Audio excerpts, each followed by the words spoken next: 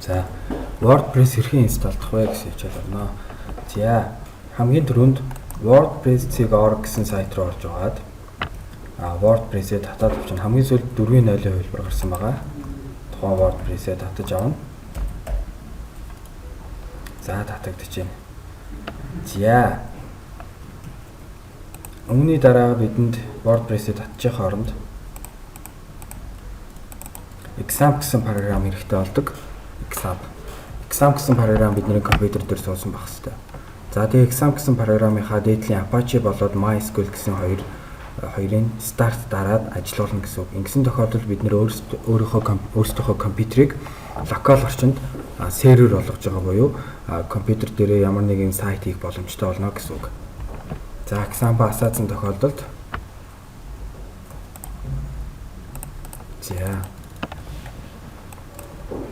татаж авсан файл дотроос WordPress гэсэн zip файлаа C-ийн example htdocs гэсэн фолдер дотор энэ дотор бидний сайт маань байрлах байгаа. Энэ дотроо тухайн zip файлаа хуулчихна. За энэ zip файлаа хуулаад энэ дотроо задлаад хичнээн сайгийн htdocs гэсэн фолдер дотор байж болно. Тэгээд шинээр инсталлахдаа энийгээ задлаад нэрийн солиол энэ дотор ашиглаад байх гэсэн үг. За яаж ашиглах вэ гэхээр WordPress-ээ zip-ийн файлаа htdocs гэсэн фолдер дотроо задлаа.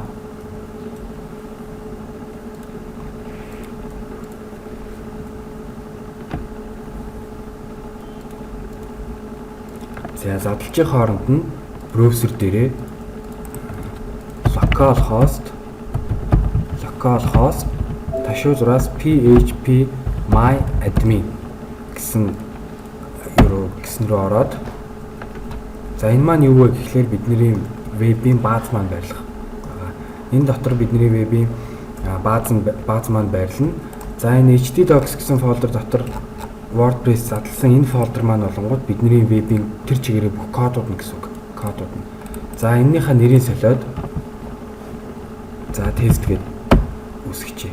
Тест гэсэн нэртэй болчлаа буюу энэ нэр маань бидний локал дээр хийж байгаа вебийн маань домен нэр гэж ойлгож болно. За энэ дотор бидний веб ерөөдөө байрлал нь буюу дандаа бүх кодууд маань энэ дотор байрлал. За энэ PHP myadmin гэж юу вэ гэхээр энэ дотор бидний вебийн бүх database баазууд байрлал. Бүх оруулж байгаа материал, оруулж байгаа зургийн зам, постны текст, гарчиг бүх зүйлүүд маань энэ дотор хадгалагддаг байгаа. За database яаж үүсгдэг вэ гэхээр энэ database гэсэн дээр дараад за create database гэсэн дээр database-ийн нэрийг үүсгэж өгнө. За database за энэ нэрийг үүсгэж өгтөө олон үгнээс бүрдсэн нэр байх юм бол доогуур зураас юм уу дундуур зураас авч үүсгэнэ. Энэ дээр ерөөсөө зай авч бичиж болохгүй. Аль болох ойлгомжтой товчхон байдлаар бичээд өгчүүл амар байдаг. За би юутайгаа адилхан тест гэдэг өгчээ. Тест гэж нэрлэжээ. За тест 1 гэж нэрлэжээ. За энэ collection гэдгээс доошлуулж агаад UTF-8 доогуур зураас General CI гэсэн сонголт байгаа. Энийг сонгоод create гэдээ үүсгэж байна. За ингээд баазаа үүсгэсэн болоод htdocs дотроо example WordPress-ээ задлаад нэрээ өгсөн тохиолдолд за браузер дээрээ localhost ташуу зураас htdocs дотор энэ фолдерд өгсөн энэ нэр байгаа. Тест гэсэн. Энэ нэрээр нь хандаж WordPress-ээ суулгах гэсэн үг. Тест гэдэг онгод. За ийм тохиргоо гарч ирж ивэл WordPress маань зөв явж ийн гэсэн үг. За цаашлаад за тэг үргэлжлүүлээд ер нь програм суулгахад яаж суулгадаг яг түүнтэй адилхан next гэсэн зарчмаар ер нь суулгах чинь маш хялбархан. За цаашаа let's go гэж яваад за энэ сонгох холбох хэсэг configuration хэсэг гарч ирж байгаа. Энэ дээр юу байх вэ гэхээр database name буюу бид нэр localhost php myadmin дээр үүсгэж өгсөн тест 1 гэсэн одоо энэ бааз байгаа шүү дээ. Энэ баазаа бид нэр холбож өгнө гэсэн. PHP myadmin дээр database гэдэг энэ дээр үүсгэж өгсөн тэр нэрээ энэ дээр холбож өгч тест 1. За database нэмээ ингээ холбогдсоныхоо дараагаар локал орчинд WordPress инсталлахдаа username нь тогтмол root байдаг. Root. Энэ ерөөсөө тогтмол байгаа. За энэ password ерөөсөө байхгүй. Энийг устгаа хийчих болно. За тэгээд цаашаага энэ хоёрыг хийснийхаа дараа submit дарангууд за ингээд example энэ дотор хуулсан htdocs дотор хуулсан фолдер болоод баазаа php-my-admin үүсгэсэн тестник гэсэн бааз энэ хоёроо хооронд нь холбоод өчөж байгаа. За ингэсэн тохиолдолд бидний зөв холбогдсон байна WordPress-ээ. За ингээд цаашаа явах юм бол энэ дээр site title хэсэг байгаа. За сайтын гарчиг энэ дээр бичих гарчиг маань юу вэ гэхээр my first website гэж жишээ нөгөөд өгч. Энэ дээр бичсэн сайт маань тухайн браузерын энэ дээдлийн гарчиг хэсэг дээр харагддаг title маань байж байгаа. За энэ title-ыг сонгож өгөхдөө аль болох ойлгомжтой ер нь нэрээр сонгож өгвөл зүгээр. Энд бичих гарчигийн нэрээс маань хамаарат ямар нэгэн хайлтын систем буюу Google-д өртдөг байгаа. Энд бичих үгээс. За дараа нь username. Энэ username маань болонгууд сайт руугаа нэвтрэх одоо сайтынхаа админ эсрэг рүү нэвтэрч орох username болоод password нь. За энийгээ өөрсдөө хүснээрээ бичиж өгөөд за энэ дээр email-ээ бөглөөд цаашаага install WordPress гэдэг авчна.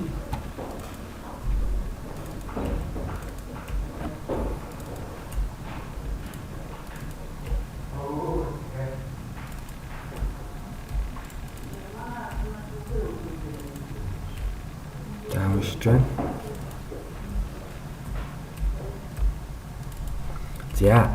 За ингээд success гэд болчлоо. Бидний сайт маань WordPress сайтаа локал орчин буюу өөрсдийнхөө компьютер дээр инсталлдаж суулгаад бүх тохиргоог нь хийгээд хооронд нь холбочлоо.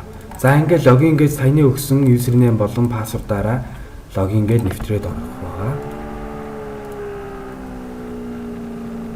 За энэ бол юу вэ гэхээр бидний сайтын маань ерөөдөө админ хэсэг.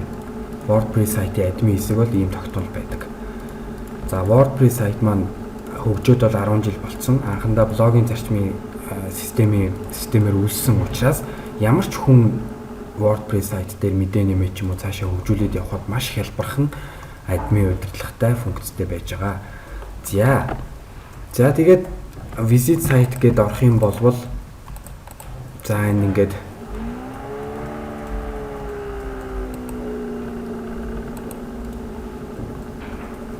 сайт маань орж байна.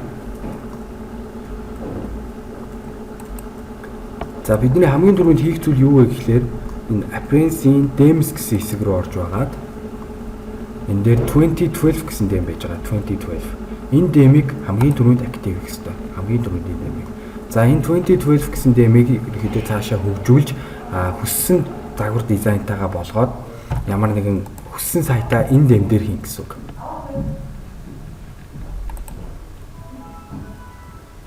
За энэ маань зүгээр л нэг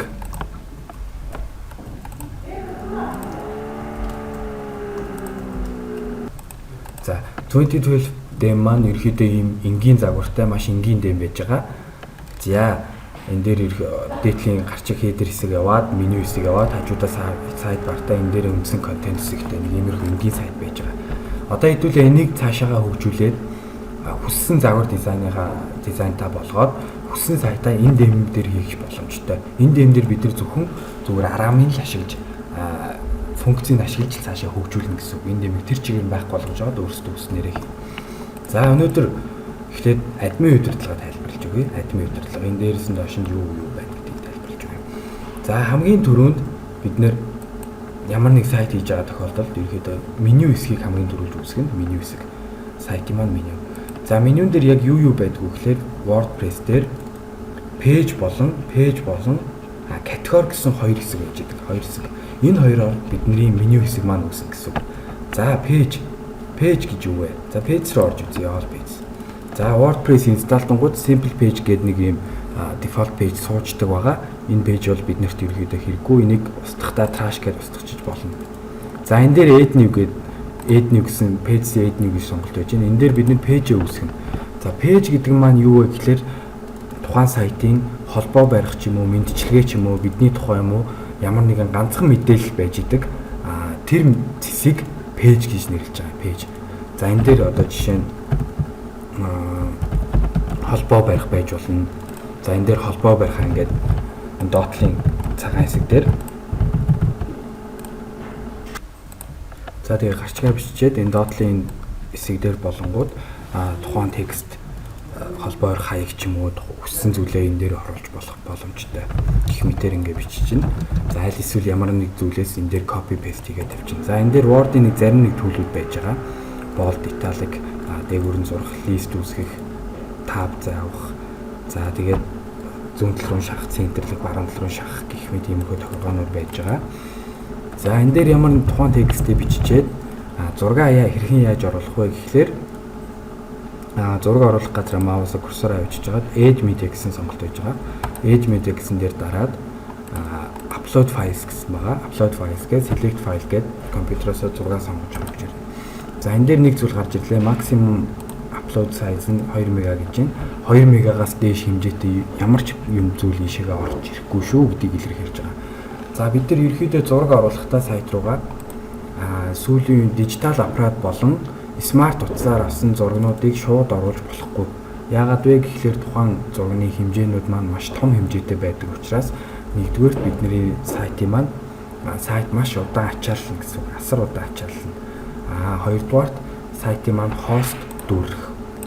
Сайтын маань хост дүүрэх байгаа. Тийм учраас заавал хэмжээг 1 мега хүрэхгүй ер нь килобайт хэмжээнд барьж зураг оруулах ёстой. За тэгээд би компьютероос тухайн зураг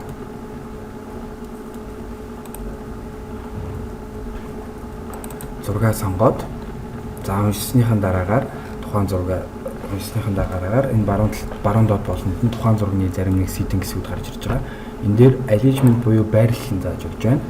За зүүн талдаа гэх юм бол зургийн зүүн талдаа текст нь баруун талдаа байрлана. Центр гэх юм бол зургийн төвдөө текст нь доороо байрлана. Баруун талдаа гэх юм бол right гэх юм бол зургийн баруун талдаа текст нь зүүн талдаа байлгах жишээ нь. За эндээс сонголт сонгож өглөө. За би эндээс left гэсэн сонголтыг сонгочихъя. За энэ link to гэдгийг non олгож өгнө. Ингэсэн тохиолдолд бид нэр цаашаа дэлгэрэнгүй дараад ороход зураг ямар нэгэн линкгүй боيو зурган дээр дарахад юу ч өсөхгүй тийм болгож өгч байгаа, сэвэлж өгч байгаа гэсэн үг. За энэ дээр тухайн зургийн маань size хэмжээ гарч ирж байна. За энэ зураг full size, medium, terminal гэсэн хэмжээ байж байна. Terminal гэсэн хэмжээ маань болохоор ямар ч зураг орсон тухайн зургийг 150-ыг үржих 150 пикселийн хэмжээнд барих буюу жижигхэн терминал зураг болгож оруулна. За medium size маань юу вэ гэхээр хэрэг хөндлөн зураг орох байсан бол хөндлөн зураг орох юм бол тухайн зургийн өргөнийг 300 пикселд аваад өндрийг автомат хэмжээ буюу ямар нэгэн тухайн зургийнхаа чанарыг алдагдуулахгүйгээр хийж байгаа гэсэн. Хэрэг босоо зураг орох юм бол өндрийг 300 аваад өргөнийг автоматар буюу автоматар авах гэсэн. Өргөн өндрийг 300 max size нь 300. Full size гэдэг маань тухайн зургийн үндсэн яг өөрийнх нь хэмжээ гарч ирж байгаа. За би энийг medium-аар оруулчих зүүн талдаа. За тэгээд үүнийхээ дараа insert into page гэдээ оруулчих байгаа. За ингэсэн тохиолдолд зураг маань зүүн талдаа, текст нь баруун талдаа байрлаж байна. За ингээд энэ дээр материалаа контентээ оруулчаад зурагнуудаа оруулчаад дараа нь publish гэсэн хэсгийг дарна. За ингэсэн тохиолдолд бид нэр тухайн сайтынхаа нэг пэйжийг үүсгэчлээ.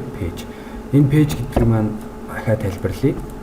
Тухайн сайтын холбоо барих юм уу, мэдчилгээ юм уу, одоо юу захирлын мэдчилгээ бидний тухай юм уу, тиймэрхүү зүйлүүд буюу дараад оронгууд ганцхан мэдээлэл харагдчихэдэг. Энийг бол пэйж гэж нэрлэдэг байгаа. За иймэрхүү байдлаар пэйжүүдээ үүсгэн цаашаа add нэгээд гарчгаа бичээд за дараачийн нэг пэйжийг үүсгэж үзье. За жишээ нь мэдчилгээ гэсэн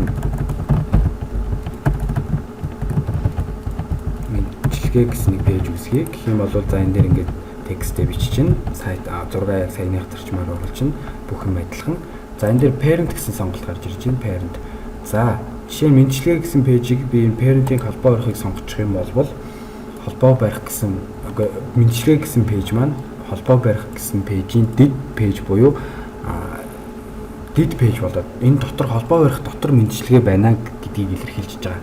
Иймэрхүү байдлаар цаашаа publish дараад тухайн пэйжийг үүсгэж болно. За пэйж бол нэг иймэрхүү. За дараачих нь category гэсэн зүйл байгаа. Category. За category гэдэг маань юу вэ гэхээр тухайн сайтын за жишээ нь нэг сайт руу ороод за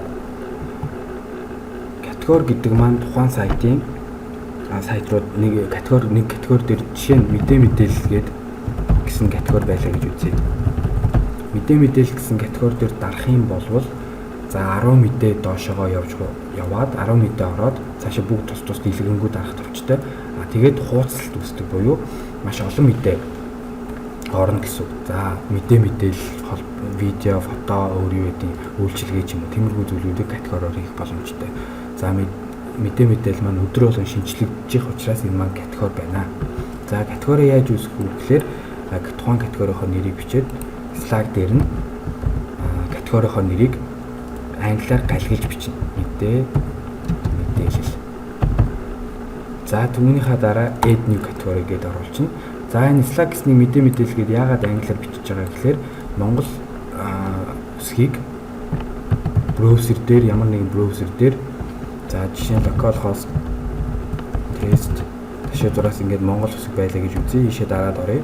За энийг copy-дж аваад copy-дод ямар нэг юм дээр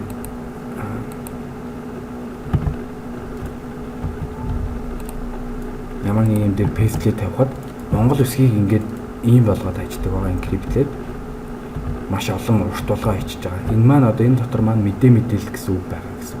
Энийг цэвэрхэн харагдуулахын тулд энэ Slack гэдгийг мэдээ мэдээлэл гэж англиар бичиж өгöd байгаа. За мөн энэ бичсэн Slack-ууд маань буюу энэ дээдлийн браузер дээр харагдах замаар ямар нэгэн Google буюу хайлтын системд өртдөг байгаа. Тэр хайлтын системд өртүүлэхийн тулд энийгээ бас цэвэрхэн бичиж өгч байгаа маа. За дараагийн категорийн за жишээ нь видео гэдэг үсгээд өгчий. Видео мэдээлэл.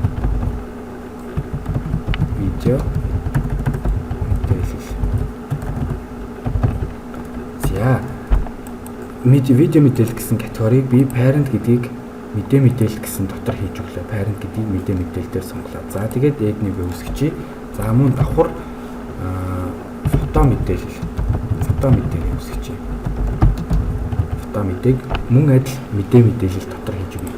За ингэсэн тохиолдолд фото болон видео мэдээ энэ хоёр категори маань мэдээ мэдээллийн дэд категориуд болж үүсэж байгаа гэсэн үг.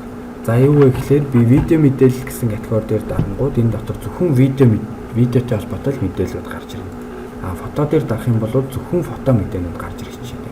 Харин мэдээ мэдээлэл дээр дарах юм бол фоточ гарч ирнэ, видеоч гарч ирнэ, мэдээ мэдээлэлч гарна буюу бүгдийн нэгтгэсэн том категори буюу бүгд энэ дотор байгаа бүх категориудын мэдээлэл бүгдийг агуулсан хамгийн том категори нь болоод үүсэж байгаа гэх жишээ нь. За иймэрхүү байдлаар пэйж болон категориудаа үүсгэснийхаа дараагаар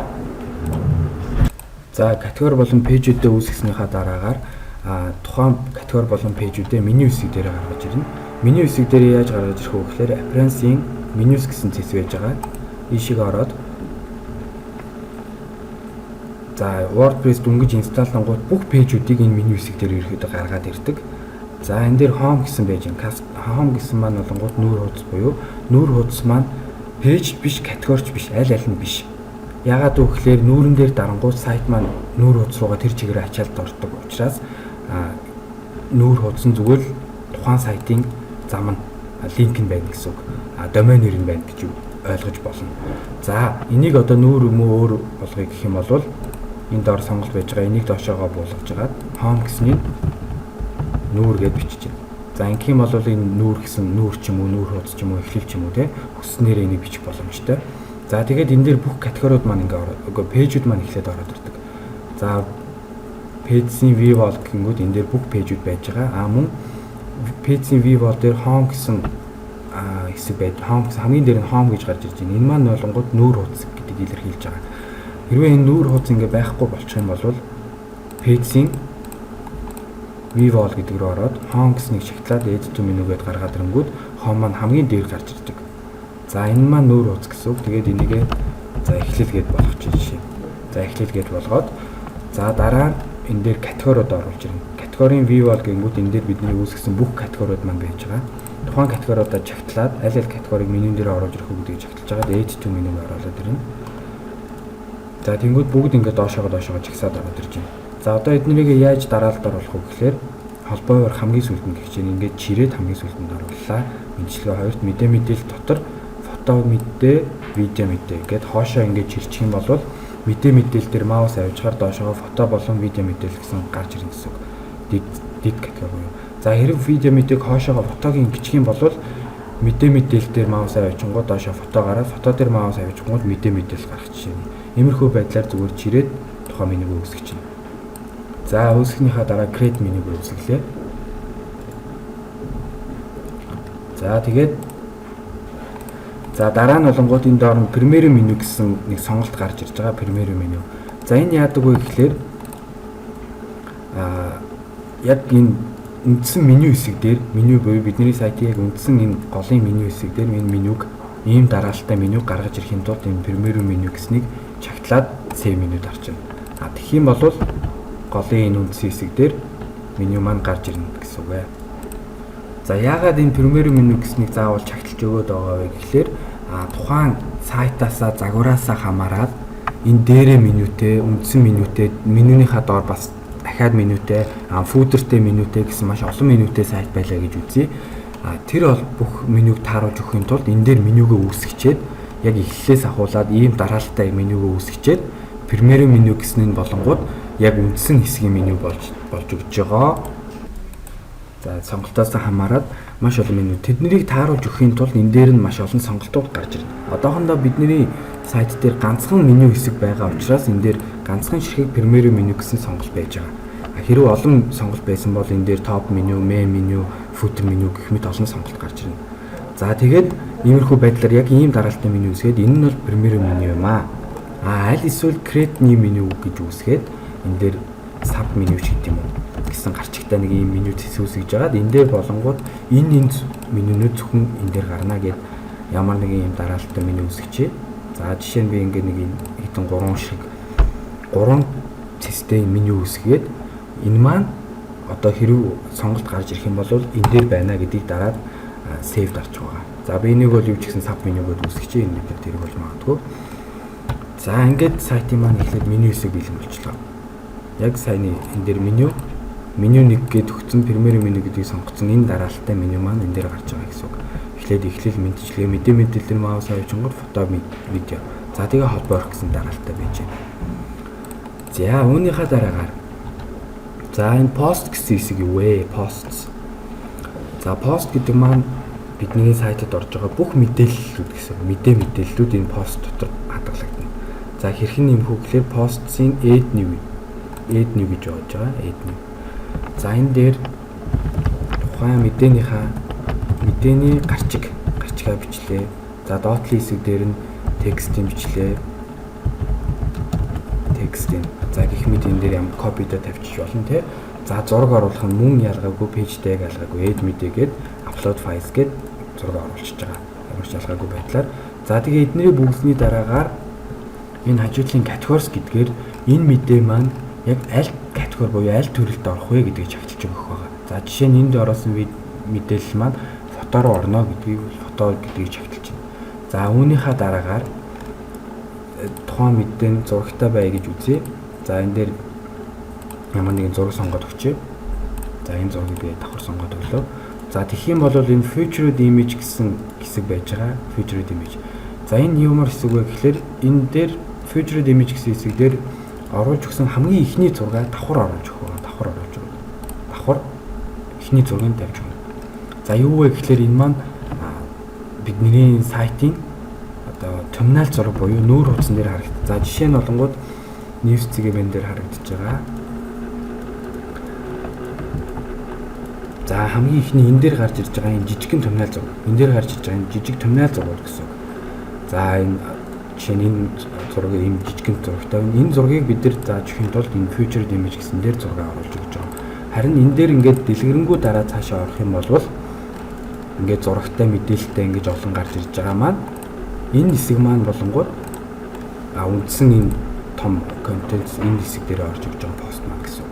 За иймэрхүү байдлаар гарчгаа өгөөд зураг текст зураг оруулаад сонголтоо категори сонгоод featured image оруулж өгсөний дараагаар publish авах юм бол энэ мэдээ маань фото видео гэсэн категори дотор нийтлэгдчихлээ гэсэн. За add new гээд үргэлжлүүлээд энэ зарчмаар мэдээнүүдээ нэмээд байх боломжтой. За дараагийн хэсэг маань media гэсэн хэсэг байж байна. Media. За media хэсэг маань юу вэ гэхээр бидний сайт руу орж ирж байгаа бүх зурагнууд маань энэ media дотор хадгалагдана. Бүх зурагнууд маань media дотор хадгалагдана. За add new гэж ямар хэсэг байгаа вэ гэхээр ямар нэгэн баннер оруулж ирэхэд энэ media хэсгийг ашиглаж болно. Энэ баннер. За select file гээд ямар нэгэн Yahoo-гийн icon-ыг оруулж ирээ. За жишээ нь энийг ашиглая гэх юм бол яаж ашиглах вэ гэхээр тухайн зурган дээрээ дарангууд энэ дээр тухайн зургийн зам URL буюу замын заагаад өгч байгаа. Энэ замынхын тусламжтайгаар бид энэ зургийг ашиглаад хүссэн газараа дуудаж ашиглаж болно. За энийг ингээд браузер дээр нээх юм бол энэ бол энэ зураг ганцхан зургийг илэрхийлж байгаа тухайн зургийн маань зам болоод өгч байгаа гэсэн. Энэ замыг ашиглаад бид энэ зургийг баннер дээр ашиглаж болно. Өөр гэх мэт cotton дээр background дээр ашиглаж болно. Гэх мэт зүйлүүд дээр ашиглаж болно гэсэн үг. За энэ дээр comment гэсэн хэсэг байж байна. Энэ comment болгоод сайтад орж ирж байгаа бүх комментууд энэ дотор орж ирнэ. Эндээс бид нэр хүссэн бүх комментуудыг хянаад уншаад approve хийгээд устдаад бүгдийг эндээс амжилж болно гэсэн үг. За энэ дээр одоо user гэсэн хэсэг байж байна. User. Appearance болон plugin хэсгийг түр орхилоо. Энийг бол дараа нь үзчихье. За user гэсэн хэсэг байж байна. За user гэсэн хэсэг дээр бид нэр өөр сайтаа өөр төрлийн user-ууд буюу админууд үүсгэж болно гэсэн үг. За жишээ нь add new гэдэг авъя. За энэ дээр одоо шинэ админийхаа user name-ыг бичиж өглөө user. За энэ дээр email-ийг ямар ч хамаагүй нэг email бичээд өгчин. Тухайн user-ийнхаа email-ийг бичээд ганцхан энэ хонь required гэсэн нэрийг зөвхөн бүүлчихэд хангалттай байна. За password-ыг үүсгэж өглөө. Сайт руугаа нэвтрэх password. За энэ дээр үүргэн байж байна, үүргэн. За administrator гэдэг маань яг бидний энэ байгаа буюу хамгийн том супер админ гэсэн үг. Супер админ дээр бүх төрлийн админы бүх хэсгүүд харагдана. Код харагдана, хажуудлын хэсгүүд бүгд харагдах жишээ нэ. За editor гэсэн хэсэг байж байгаа. За editor гэсэн хэсэг дээр болонгууд зөвхөн пост болоод пэйж 2 л харагдана. Энэ editor маань зөвхөн мэдээ нэмнэ. Өөрийнхөө нийтсэн мэдээгээл босдгоно. Өөрийнхөө нийтсэн мэдээгээл засах үүрэгтэй байгаа. Өөр ч хандж чадахгүй. За мөн энэ пэйжүүд дээр ямар нэгэн засвар хийх боломжтой болно. Editor гэсэн сонголт маань. За outer гэсэн сонголт байж байна. Outer маань болонгууд зөвхөн пост хэсэг л харагдана. Пост. Юу гэхээр сайтад бол зөвхөн мэдээ нэмэх үүрэгтэй болно. Ямар нэгэн пэйж рүү ч орж болохгүй гэсэн. Зөвхөн пост. Энэ пост өөрөөхөөс мэдээ явуулсан мэдээ нэмнэ. Ийм сонголт байж байгаа. За subscriber болонгууд зүгээр ямар нэгэн сайтад бүртгүүлэгч юм уу тиймэрхүү тохиолдолд энэ subscriber-ыг сонгож болно. Subscriber хийгч маань сайтад юу ч хийж чадахгүй зүгээр л сайт руу зүгээр ингэсэндээ бүртгүүлчлэл гэж ойлгож болно доо. Иймэрхүү байгаа. За тэгээд editor чинь үүсгэх юм бол add new үүсгэх юм бол ингээ хоёр админ тавьчихлаа. За би энэ дээр administrator байж гин, энэ дээр user гэсэн админ байж гин. Гэх мэт хичнээн user-үүд байж болно. За энэ tool гэсэн хэсгүүдийг ирнэ. Энийг бол нэг ашиглаад байхгүй. За settings гэсэн хэсэг байж гин. Setting-ийн general хэсэг рүү орж үзэх юм бол site title буюу бидний сайтын title байж гин. Дараа нь tagline гэсэн юм үзүүлж байна. За энэ дээр site title-ыг ер нь анхнаасаа хийхдээ яаж хийвэл зүгөө вэ гэхээр яг сайт хийж байгаа тохиолдолд энэ дээр домен нэрийг бичиж болно. Домен нэрийг. За жишээ нь Google ч юм уу те. Сайтынхаа домен нэрийг. Tagline дээр харин сайтынхаа тодтогч өгсөн үгээ бичиж өгч байна. За жишээ мэдээний сайт гэх юм бол мэдээллийн портал эсвэл бүгдийг эндээс өөр юу гэдэг чинь те. Гэх мэт тэр үгнүүдийг бичиж өгч болно. Хэрвээ компани байх юм бол тээвэр зуучин компани юу гэдэг нь яг тэр үгээ бичиж өгч чинь гэсэн үг энэ дээр. За тэгээд өгсөн тохиолдолд за жишээ нь мэдээллийн портал ч гэдэг юм уу те. Ингэх юм бол энэ дээр харагдах үг. Энэ дээр одоо маусаа авчингууд би хадгалаагүй тохиолдолд энэ өмнөх хоёр маань харагдаж байна. Яг энэ дээр бичсэн энэ хоёр зүйлүүд маань Google-д маш сайн өртдөг байна. Тэгэхээр энэ дээр Google-д өртүүлэх үгээ аль болох ойлгомжтойгоор бичиж өгчвөл Google маш амархан өртнө гэсэн үг. За WordPress сайтын маань хамгийн том давуу тал юу вэ гэхээр хийсэн тохиолдолд Google-д маш сайн өртдөг байгаа WordPress хамгийн том давуу тал. За тэгээд энэ дээр WordPress адрес орол сайт адрес гэж байна. За эднэрийг арай нэг чинь. За хэрвээ membership буюу гишүүнчлэл байх уугүй гэж байна. Энийг чаталчих юм бол гишүүнчлэлийнх маань үүрэг нь subscriber гэж сонгож өгч болж байна. Үгүй бол үгүй. За эндээс time zone сонгож өгнө. Time zone за бид нэр энэ дээр Улаанбаатар гэсэн сонголт бол байж байгаа. Бүх юмуд байж байгаа. Африк, Америк, Азия гэсэн төв дотор Улаанбаатарын цагийн бүс гэсэн үг юм. Улаанбаатарын цагийн бүсээр бид нэр мэдээллийн цагаа тохируулж өгнө. За энэ дээр date формат буюу цаг он сар өдөр маань яаж харагдаж байна гэхээр ингэж харагдах уу гэсэн сонголтууд байж байна. Эндээс одоо жишээ нь энэ нарийнхыг харагдаж байна гэд энийг сонгоод өгчээ. За энэ дээр бас мөн цагийн сонголт байж байна. За энэ нарийг эргээд цагаа сонгож байна. За тэгээд save changes.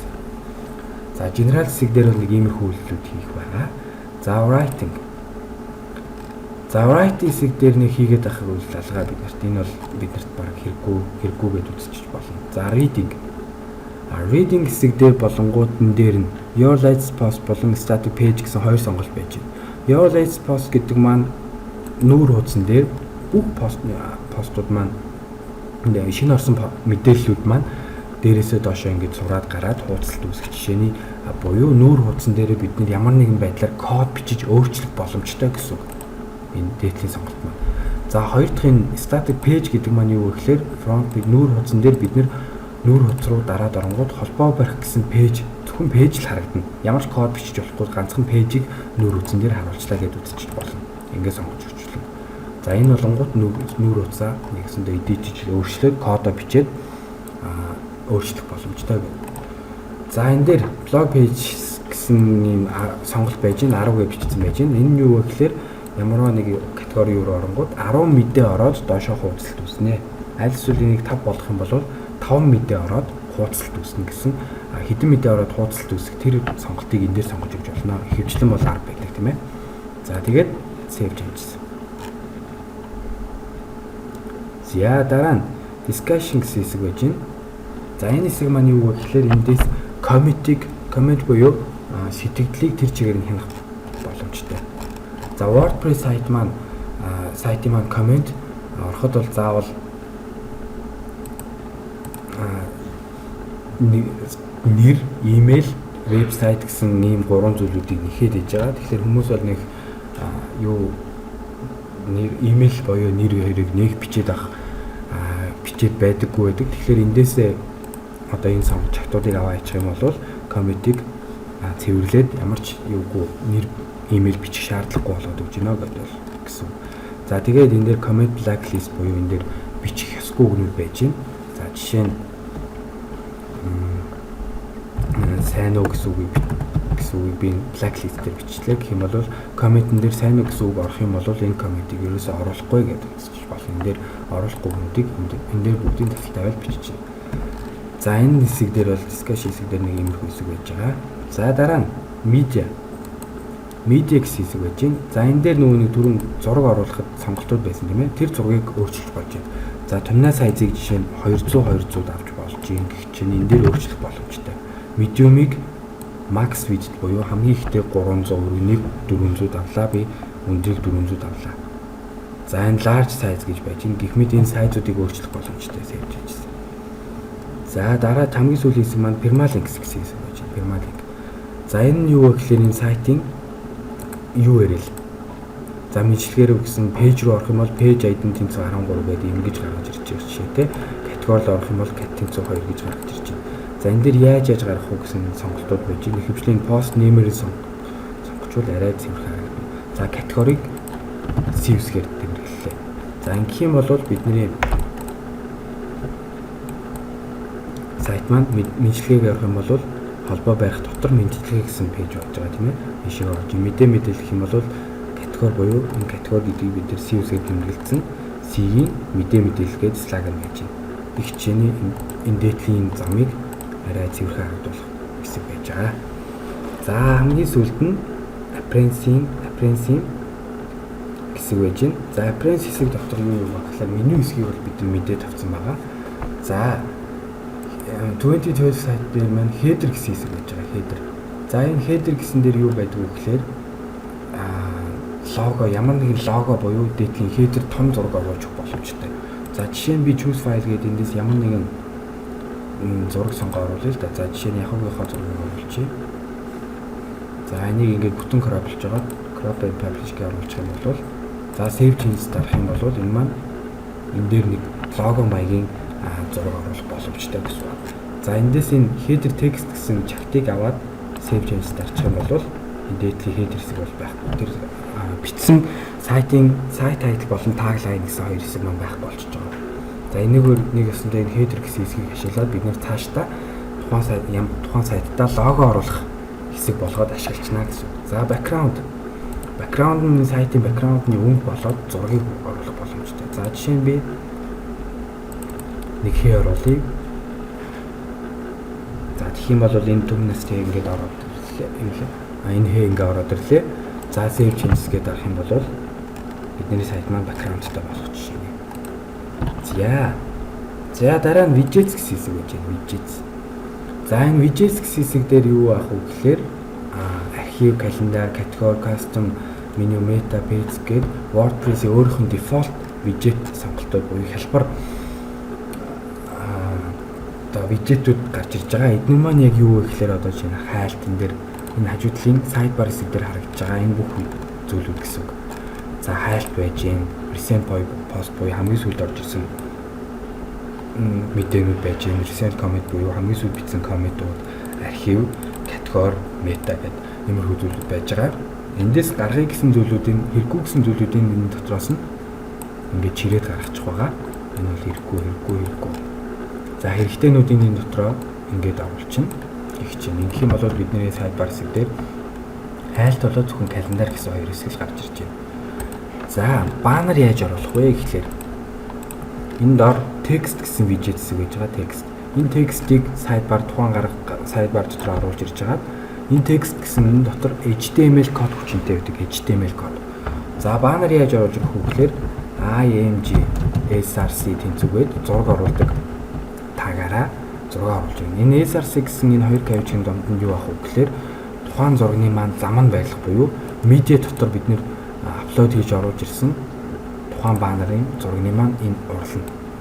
Энэ урлыг копидж аваад бэлдсэн баннераа add media гэж оруулаад ирэнгүүт тухайн зураг маань замтай болсон байгаа. Энэ зургийг аваад энэ дунд нь тавьчингууд энэ зураг маань sidebar дээр орж ирж байна.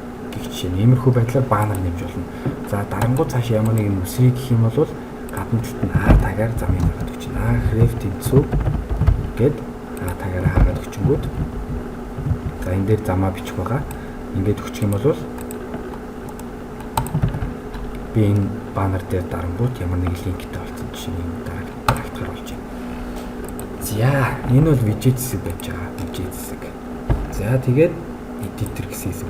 Editor энэ дотор болонгууд манай сайтын маань бүх кодууд маань гарч байгаа кодууд маань CSS дотор бүх CSS-үүд маань байж байна. Энэ дээр style гэсэн CSS дотор энэ сайтын маань бүх CSS буюу хэлбэржүүлэлтүүд маань энэ дотор байж байгаа. Бид нэр яах вэ гэхээр ерөнхийдөө яг хүссэн загвараараа сайт хийж байгаа тохиолдолд энэ дотор бичиж байгаа бүх CSS-үүдийг хэсэндээ хэрэггүй иймэрхүү байдлаар өөрчлөлтөд явах боломжтой. За тэгээд яг үндсэн нүүр хуудас маань header буюу толгой хэсэг энэ дотор header хэсэг буюу body tag-ын дээр эхэлж байна. Body-гоос доошоогоо яг менюнээс дээдлэх хэсэг. Энэ менюнээс дээдлэх хэсгийг бүгд энэ header гэсэн PHP дотор код нь байж байна. За footer буюу footer PHP дотор хөл хэсэг. Сайтын маань хөл хэсэг буюу энэ доотлын хэсэг дээр юуны бүгсэн код нь байж байна. Main index гэсэн дээр яг нүүр хуудас буюу энэ нүүр хуудсыг энэ main index гэсэн энэ кодыг өөрчлөөд ч юм уу энэ дотор чиний код бичих юм бол нүүр хуудас маань өөрчлөгдөх жишээ нь иймэрхүү сонголтууд байж байгаа. За